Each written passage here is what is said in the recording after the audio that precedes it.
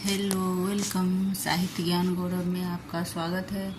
तो फ्रेंड्स, हम गोदान कथन हम ले रहे हैं, तो बहुत वेरी वेरी इम्पॉर्टेंट है और हर एक लाइन कुछ भी मिस नहीं होगा और बहुत बड़ी है और जितना भी पढ़ो कम ही लगता है।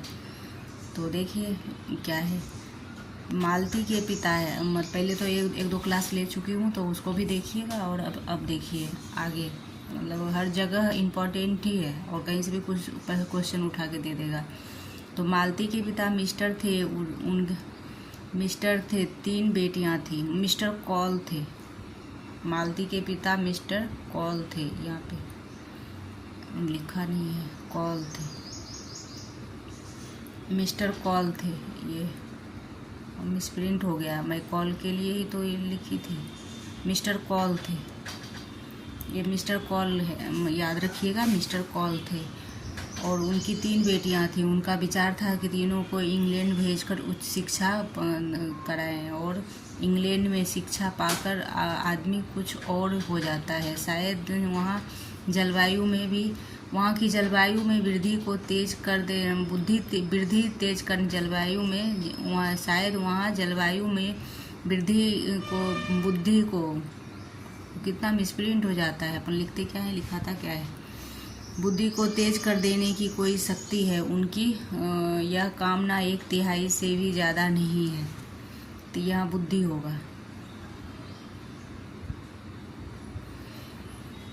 बुद्धि को तेज करने का कोई। तो ये इंग्लैंड में बुद्धि को तेज करने का कामना 1/3 से ज़्यादा पूरी नहीं हुई। मतलब क्या, वो इंग्लैंड में उसके पिता पढ़ाते तो 1/3 ही हुआ। तीनों बेटियां को करना था ना, तो एक वही पढ़ पाई, मालती।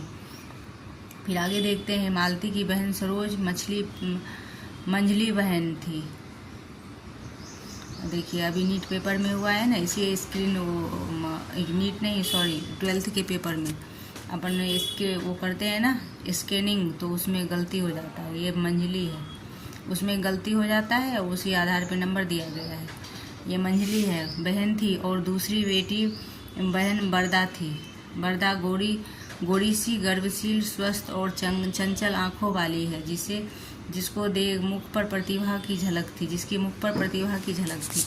तो देखिए दोस्तों, सॉरी गलती, अब देखिए मिसप्रिंट हो जाता है। मैं कितनी बार देखी हूँ, तब ये एक छोट बीच में छुपा हुआ है। जब अब मैं पढ़ रही हूँ, बीच में भी मैं पढ़ी थी तो याद ही नहीं, तब नज़र ही नहीं आया।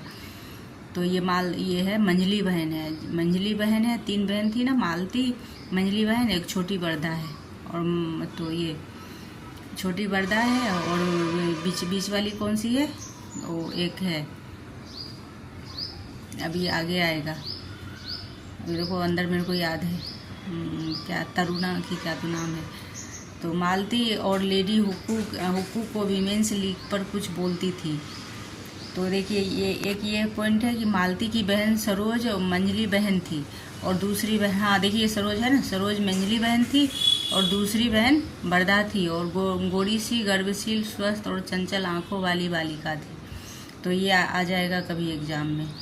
और मालती और लेडी हुक्कू के वीमेंस लीग पर कुछ बोलती थी। तो ये वीमेंस लीग पर कुछ बोलना था ना, तो ये लेडी हुक्कू थी।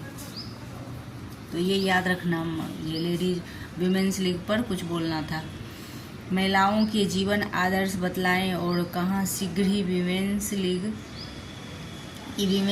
है। फिर देखिए यहाँ जॉ हो गया, की ओर से मेहता का भाषण होने वाला है। तो इस तरह से है। तो इसी तरह गड़बड़ी आया है।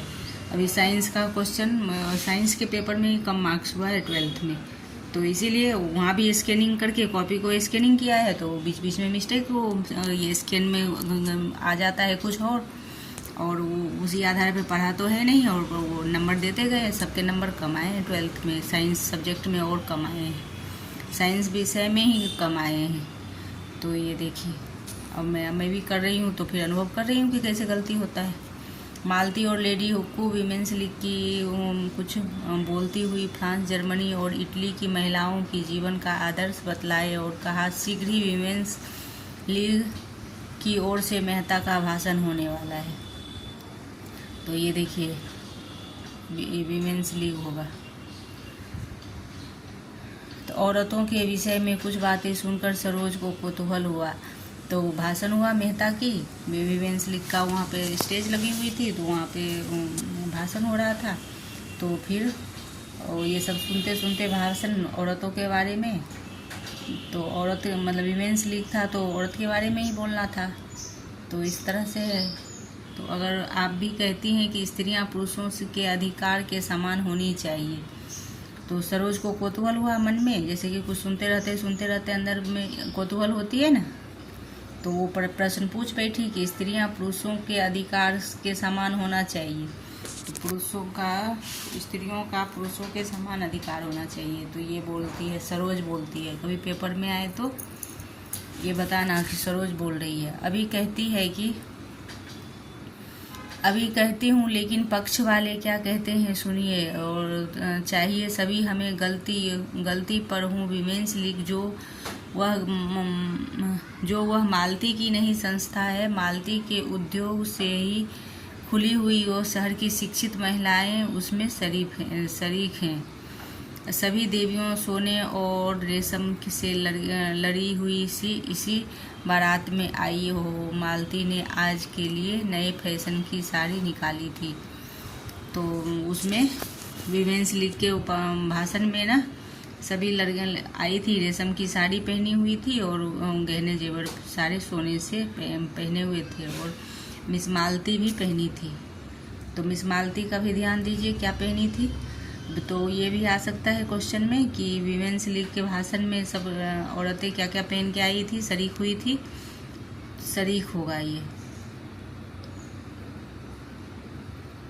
ये शरीक होगा। देवियों सोने और रेशम की लड़ी हुई इसी से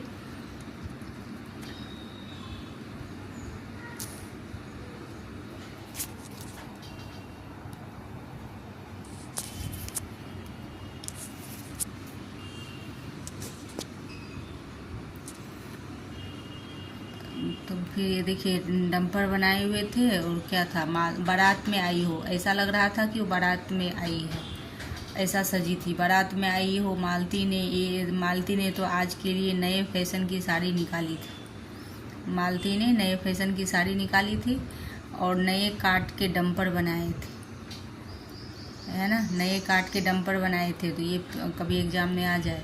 रंग रोगन के फूल से खूब सजी हुई, मानो उसका विवाह हो रहा हो, इतना वो तैयार होके आई थी। वीमेंस लीग में इतना समझ और कभी ना हुआ था कि वुमेन्स लीग में कितना समझ कभी नहीं हुआ था कि डॉक्टर मेहता अकेले थे। और फिर भी देवियों के दिल कहाँ पर थे। सत्य की एक चिंगारी सत्य है, एक पहाड़ को भस्म कर सकती है। देवियों के दिल का कहाँ तक ये है कि देवियों के दिल कहाँ पर थे। सत्य की एक चिंगारी सत्य की एक पहाड़ को भस्म कर देती है। फिर देखिए, और बीच से उठाया है ना, तो फिर स्पष्ट ज़्यादा नहीं हो पाता है, और अपन तथ्य लेने की कोशिश करते हैं तो फिर समझ में नहीं आता है। मिस्टर मेहता का भाषण हुआ था, तो ये तो पता चल गया कि वीमेंस लीग में क्या क्या था, कौन सी साड़ियाँ पहनी, तो कभी आएगा तो बता सकते हैं। और फुल उपन्यास पढ़ना, तो अब देखिए ऐसे कैसे होता है, जैसे कि छोटे क्लासेज में 10th 12th या ग्रेजुएशन अपन क्लासेज पढ़ते हैं, तो उसमें ये रहता है कि इतना पार्ट पढ़ना है, तो वो उतना ही पढ़ना है। और इसमें क्या होता है कि एक उपन्यास, अब एक कहानी नहीं है, एक उपन्यास है, कितने कहानियों को लेकर है, और बहुत मोटी होती है, और उसमें से प्रश्न आते हैं, तो इसलिए ये बहुत ही कठिन हो जाता है। कॉम्पिटिटिव एग्ज़ाम कठिन हो जाता है, क्योंकि विस्तार से पढ़ के तब वहाँ से जवाब आता है। और क्लास में क्या होता है, पर्टिकुलर सब्जेक्ट वो रहता है, और उसमें से ही वो आता है। और इसमें पर्टिकुलर है भी, तो अब जैसे कि पूरे उपन्यास दे दिया है, एक ही उपन्यास थोड़ी दिया है, कितने 10-12 उपन्यास हैं, तो इस तरह से, तो इसलिए बहुत कठिन हो जाता है। देवियों, जब मैं, अब देखिए मिस्टर मेहता का भाषण शुरू हुआ। देवियों, जब मैं इस तरह आपको संबोधित करता हूँ तो आपको कोई बात की खटका नहीं है। आप इस सम्मान को अपने अधिकार समझती हैं, लेकिन अपने किसी महिला को पुरुष के प्रति देवता का व्यवहार करते सुना है? और उसे आप देवता कहें तो वह समझेगा कि आप उसे बना रही हैं। आपके पास दान देने के लिए दया है, श्रद्धा है और त्याग है। पुरुष के पास दान देने के लिए क्या है? तो ये वह देवता नहीं देवता है। वह अधिकार के लिए हिंसा करता है, संग्राम करता है, कलह करता है। वह ये पुरुष के लिए मेहता कह रहे हैं। औरत और पुरुष में क्या होता है? तो औरत सिर्फ देती है और श्रद्धा है, त्याग है औरत में, और पुरुष में क्या है? वो औरत को वह देवता नहीं है, लेवता है, मतलब लेना जानता है, तो लेवता बोल रहे हैं। वह अधिकार के लिए हिंसा करता है, यदि उसे नहीं मिला तो हिंसा भी, मारता भी है और संग्राम भी करता है, कलह भी करता है। और स्त्रियां तो हर जगह कंप्रोमाइज़ करती है और वो सहन करती है, श्रद्धा है, श्रद्धा से हर काम करती है। और एक आध अपवाद में तो रहता है। फिर तालियां बजी, राय साहब तालियां बजाए और ये मेहता के कथन पे तालियां बजी। राय साहब ने कहा, औरतों को खुश करने का इसने कहना इतना अच्छा ढंग निकाला, बिजली संपादक को बुरा लगा। कोई नई बात नहीं है। तो इस तरह से है। वो देखिए बाहर की साउंड आएगा।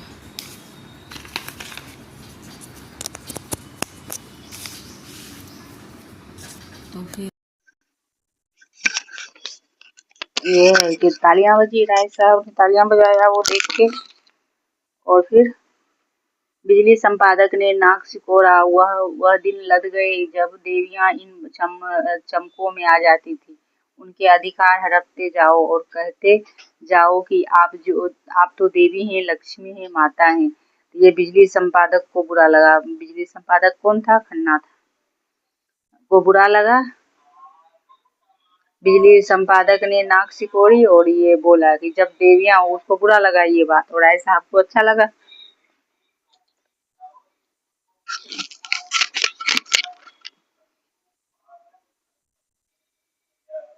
फिर आगे देखते हैं, मेहता को आगे बढ़े स्त्री को पुरुष के रूप में, पुरुष के कर्म में रत रहकर देखकर मुझे उसी तरह वेदना होती है जैसे पुरुषों को स्त्री के रूप में।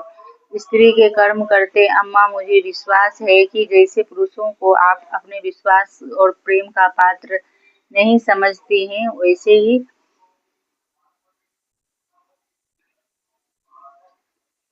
श्रद्धा का पात्र नहीं समझती। खन्ना ने के चेहरे पर दिल की खुशी चमक उठी। राय साहब ने चुटकी ली। आप बहुत खुश हैं खन्ना जी। खन्ना बोली, मालती मिले तो मुझे अब कहिए।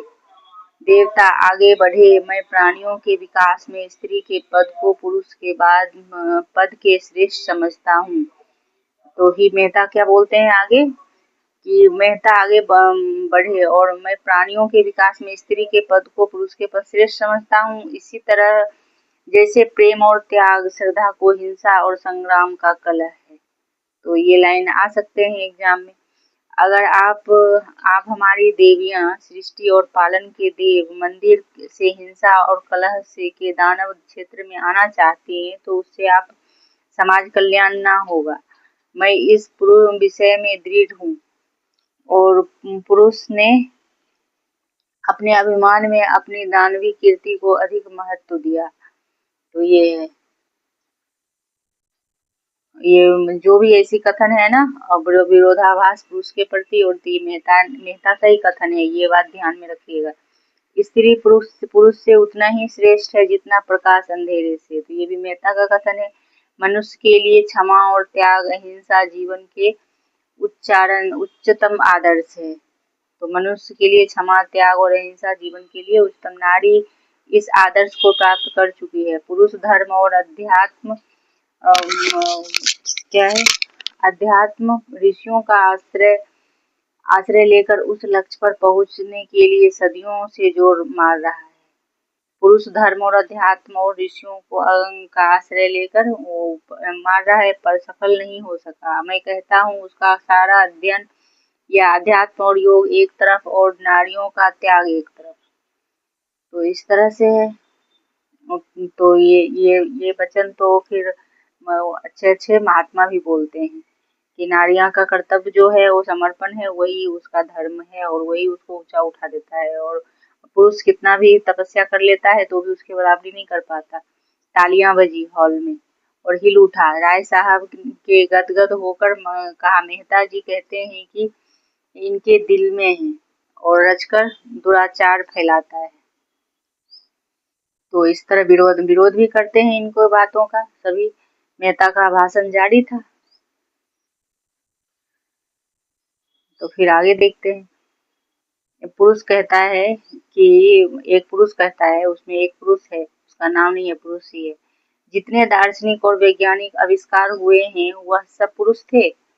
और आप देखिए पुरुष के बारे में, पुरुष थे। जितने वैज्ञानिक आविष्कार हुए हैं वो पुरुष थे। जितने बड़े बड़े महात्मा हुए हैं वह भी सब पुरुष हैं। तो सभी योद्धा, सभी राजनीति के आचार, बड़े बड़े नाविक, सब कुछ तो पुरुष थे। लेकिन इन बड़ों बड़ों के समूह ने मिलकर क्या किया? महात्माओं और धर्म प्रवर्तकों ने संसार में रक्त की नदियां बहाने और वैमनस्य की आग भड़काने के सिवा क्या किया? योद्धाओं ने भाइयों की गर्दन काटने के सिवा क्या किया? यादगार छोड़ी राजनीतिज्ञों की निशानी अब केवल लुप्त साम्राज्यों के खंडहर रह गए और अब आविष्कारों ने मनुष्य को मशीन का गुलाम बना देने के सिवा और क्या समस्या हो कर दी। पुरुषों की इस रची हुई संस्कृति में शांति कहाँ है और सहयोग कहाँ है? तो ये सब मेहता का ही कथन है। तो कभी आए एग्जाम में तो आंख बंद करके मेहता ही लगाना। ओंकारनाथ उठकर जाने को हुए। ये सब बातें सुनकर ओंकारनाथ को भी गुस्सा आया। बिलासियों के मुंह से बड़ी बड़ी बातें सुनकर मेरी देह में भस्म हो जाती है। तो मेहता को सब बिलासी समझते थे क्योंकि उनकी शादी नहीं हुई थी और आसपास औरतें रहती थी, जैसे कि वो क्या बोलते हैं, मालती, मिस मालती। तो वो इसलिए आंखों देखा और हृदय में क्या है उसमें अंतर हो जाता है। तो उससे वो देखता था कि सबके औरतों के साथ बोलता है। तो यही यही वो समझ रहे हैं कि मेरे देह भस्म हो रही है, बिलासी व्यक्ति है वो। खुर्शीद ने उनका हाथ पकड़ कर बैठाया। वो जाने ओंकारनाथ जाने को तैयार था तो हाथ पकड़ के बैठाया। और आप संपादक जी निरे पोंगा पोंगा ही रह गए। अब देखिए निरे पोंगा ये वाली आ सकती है एग्जाम में कि खुर्शीद ने उनका हाथ पकड़कर बोला, आप संपादक जी निरे पोंगा ही रह गए। खुर्शीद ने कहा है। अब ये एक आईएमपी होगा। ये अजी, यह दुनिया है जिसके जिसके जी में जो आता है वो बकता है, कुछ लोग सुनते हैं। अब वो उनको समझाया कि आप उठ के मत जाइए, तो नीरे पोंगा होते हैं। तो ये खुर्शीद बोल रहा है ओंकारनाथ को, तो ये ध्यान में रखिए। तालियां बजाते हुए चलिए और किस्सा खत्म। ऐसे बेशुमार मेहता आगे और चले जाएंगे। दुनिया अपनी रफ्तार से चलती रहेगी, बिगड़ने की कौन सी बात है? तो फिर वो समझा रहे हैं, सत्य सुनकर मुझे यह रहा नहीं जाता। राय साहब ने उन्हें चढ़ाया। उल्टा मुंह से साथियों की सेवा सुनकर किसका किसका जीना जलेगा। ओंकारनाथ फिर बैठ गए और मेहता का भाषण जारी था। मेहता बोलते ही गए थे। और जो आप देखो सभी को बोलने नहीं आता है स्टेज पे, तो मेहता ही बोलते थे। मेहता पढ़े लिखे फिलोसफर थे, तो उनका ही भाषण था और अच्छी भी थी कि कोई कोई मुंह देखा बात नहीं, जो है वो रियल बोल रहे थे औरत नारी के बारे में। तो फिर मेहता का ये था, तालियां बजाते हुए किस्सा खत्म हो गया। ऐसे बेशुमार महते महते आगे और चले जाएंगे और दुनिया अपनी रफ्तार से चलती जाएगी, और कौन सी बात है? तो ये कह रहा है। फिर आगे देखिए इसका, मैं भी आपसे पूछता हूँ कि क्या आज चिड़िया का शिकार करते देख हंसकर यह शोभा देगा कि वह मानसरोवर की आनंदमयी शांति को छोड़कर चिड़िया का शिकार करने लगे? तो अगर यह शिकारी बन जाए तो आप इसे बधाई देंगी? तो हंसकर के उनके पास उतनी ही तेज चोंच नहीं है, उतने तेज चंगुल नहीं है, उतनी तेज आंखें नहीं है, उतनी तेज पंख नहीं है, उतनी तेज रक्त या प्यासा नहीं है। उन अस्त्रों का संचय करने में उसे सदियों लग जाएगी। फिर वह आज बन सकेगा या नहीं संदेह नहीं है, मगर आज बने या ना बने वह हंस न रहेगा, वह हंस जो मोती चुगता है। तो अब ये देखिए, ये बहुत ही इम्पोर्टेंट है कि कहाँ पर आया है। तो ये मेहता के भाषण में, और ये बोल रहे हैं कि मैं आपसे पूछता हूँ, क्या बाज को चिड़िया का शिकार करते देखकर हंस को यह शोभा देगा कि वह मानसरोवर की आनंदमयी शांति को छोड़ चिड़िया का शिकार करने लगे। तो ये आएगा, अगर वह शिकारी बन जाए तो आप उसे बधाई देंगी। और हंस के पास उतनी तेज चोंच, हंस के पास उतनी तेज चोंच नहीं है, उतने तेज चंगुल नहीं है, उतनी तेज आंखें नहीं है, और उतने तेज पंख नहीं है, उतनी तेज प्यास नहीं है। तो उन अस्त्रों का संचय करने में सदियां लग जाएगी, फिर बाज बन सकेगा। यह नहीं कि संदेह है कि मगर बाज हंस का। तो ये किसका कथन है? ये खुर्शीद का है, खुर्शीद ही बोल रहा था। और फिर यहाँ से देख लेते हैं कि तालियां बजाते हुए ऐसे बेशुमार दुनिया की रफ्तार, बात चलेगी कौन सी सुनकर राय साहब ने उन्हें और चढ़ाया उल्टा कि साथियों की सेवा सुनकर किसका किसका जीना और चलेगा। ओंकार नाथ फिर बैठ गए और मेहता का भाषण जारी था। और मेहता का कथन है ये, फिर मेहता का कथन है ये, हंस और ये इसके वाला, मैं आपसे पूछता हूँ।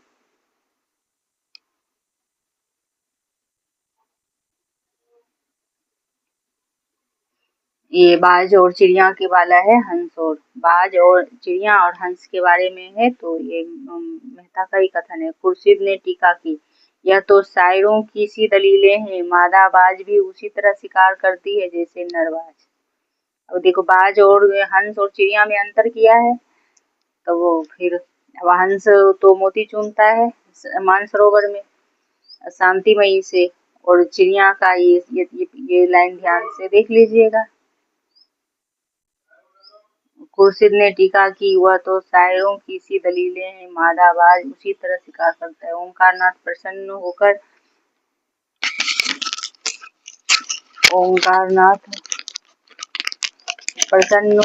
उस पर गए और उस पर आप फिलोसफर बनते हैं। ओंकारनाथ प्रसन्न हो गए और उस पर आप फिलोसफर बनते हैं, इसी तर्क से बल पर। तो खन्ना ने दिल का गुबार निकाला, फिलोसफर नहीं, एक फिलोसफर की दुम, फिलोसफर हुआ है। तो देखिए, हर जगह ऐसा छींटाकशी होता है। ओंकारनाथ ने बात पूरी की सत्य है जो भर भी ना टले। ओंकारनाथ ने बात पूरी की जो सत्य से जो भर भी ना टले। तो खन्ना का कथन है। देखिए, ये बहुत ही इम्पोर्टेंट है, सभी पात्र का कथन है इसमें, इस अध्याय में। तो जो मैं लाई हूँ बहुत ही इम्पोर्टेंट था, और एग्जाम में आता है, मिलान में भी आता है, लाइनों में भी आता है। तो खन्ना को ये समस्या पूर्ति नहीं, रुचि में सत्वत नहीं जानता, मैं तो फिलोसफर उसे कहता हूँ, फिलोसफर वो सच्चा, बशर्त। खुर्शीद ने दाद दी, फिलोसफर की आपने कितनी सच्ची तारीफ की है। वह सुभान अल्लाह, फिलोसफर वह है जो फिलोसफर हो, क्यों ना हो। ये खन्ना और खुर्शीद की बात हो रही है।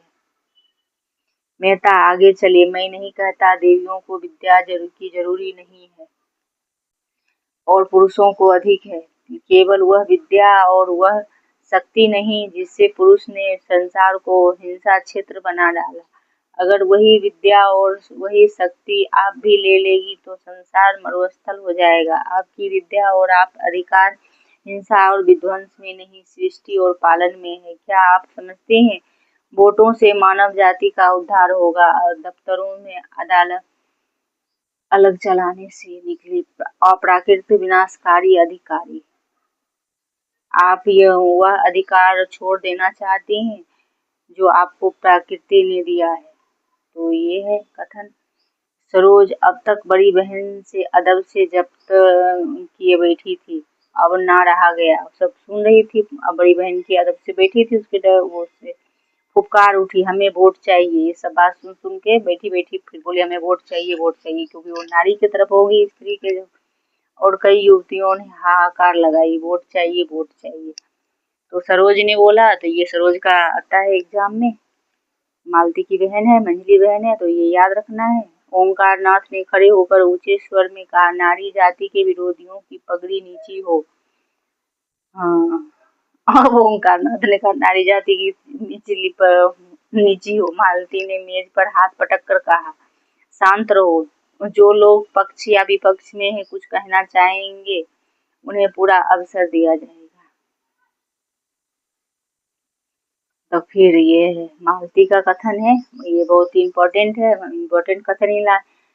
मालती ने वोट नए युग का माया जाल है, वोट नए युग का माया जाल है, कलंक है, धोखा है।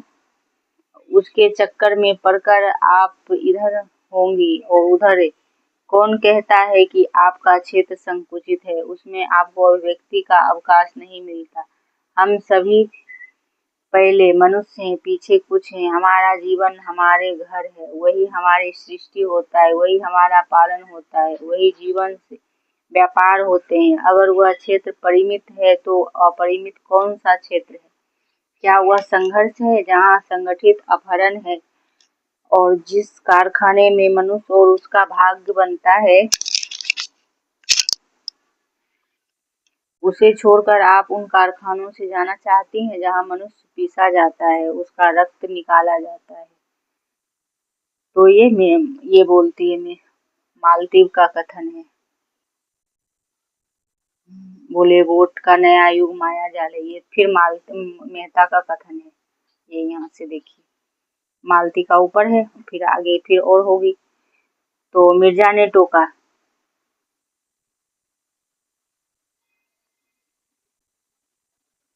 ये मेहता का कथन है। मिर्जा ने टोका, पुरुषों के जुल्म ने ही उसमें बगावत की स्पिरिट पैदा की है। तो फिर मिर्जा भी पॉजिटिव बोल रहा है स्त्रियों के प्रति कि मिर्जा ने टोका, पुरुषों के जुल्म ने ही उनमें बगावत की है, कि वह स्पिरिट पैदा की है, बगावत की स्पिरिट पैदा की है। अब देखिए, तो मिर्जा का भी कथन है इस तरह का, तो ये मेहता नहीं लगाना। स्पिरिट वाले शब्द आए ना तो मिर्जा लगाना है ना, ये बहुत इम्पोर्टेंट है, वो कहीं आ जाएगा क्योंकि अलग है और पुरुष के स्त्री के पॉजिटिव है। तो हर ये मिर्जा पॉजिटिव में अभी बोला है, पुरुषों के जुल्म ने ही उनमें बगावत की स्पिरिट पैदा की है। मेहता बोले, बेशक पुरुषों ने अन्याय किया है, लेकिन उसका यह जवाब नहीं है कि अन्याय को मिटाए, लेकिन अपने को मिटाकर नहीं। तो ऐसे करके ये मेहता का कथन है। ये तो ये ध्यान रखना है, इसलिए तो बहुत ध्यान रखना होता है। फिर मालती बोलती है, मालती बोली, नारियां इसलिए अधिकार चाहती हैं कि उनका सदुपयोग करे और पुरुषों को उनका दुरुपयोग करने से रोके। फिर मेहता का कथन है कि मेहता ने उत्तर दिया, संसार में सबसे बड़े अधिकार सेवा और त्याग से मिलते हैं और वह आपको मिले हुए हैं, और इन अधिकारों के सामने वोट कोई चीज नहीं है। मुझे खेद पर्स ले रही है, मुझे खेद पर्स ले रही है कि नारियां ने अपना पद खो दिया है और स्वामी से गिरकर विलास की वस्तु बन गई है। पश्चिम की स्त्रियां स्वच्छंद होना चाहती हैं, इसलिए वो अधिक से अधिक विलास कर सके। हमारी माता का आदर्श कभी विलास नहीं रहा, उन्हें केवल सेवा अधिकार सदैव व्यक्ति का संचालन किया। पश्चिमियों में जो चीज अच्छी है वह उनसे लीजिए, संस्कृत में सदैव आदान प्रदान होता है, लेकिन अंधी नकल तो मानसिक दुर्बलता का लक्षण है। पश्चिमी स्त्रियां आज गृह स्वामी नहीं रहना चाहती, भोग की विद्युत विलासा ने उसे श्रृंखल बना दिया है, तो वह अपने लज्जा और गरिमा को उसके सबसे बड़ी विभूति और चंचलता आमोद प्रमोद ये है। बालिकाओं को अपने रूप या भरी हुई बाहों, अपना नम्रता देखा है। तो ये सब मेहता का कथन है, तो ये ध्यान से आप देख लीजिए। राय साहब ने तालियां बजाई और हाल में तालियां गूंज उठी। तो वो कथन तो बहुत सारे हैं और छोड़ा ही नहीं जाता कि कौन सा कथन, सब इम्पोर्टेंट लगते हैं। तो आज इतना है। फिर अगले यदि आप रिस्पॉन्स देंगे तो अगले क्लास में और फिर से लाऊंगी। तो थैंक यू।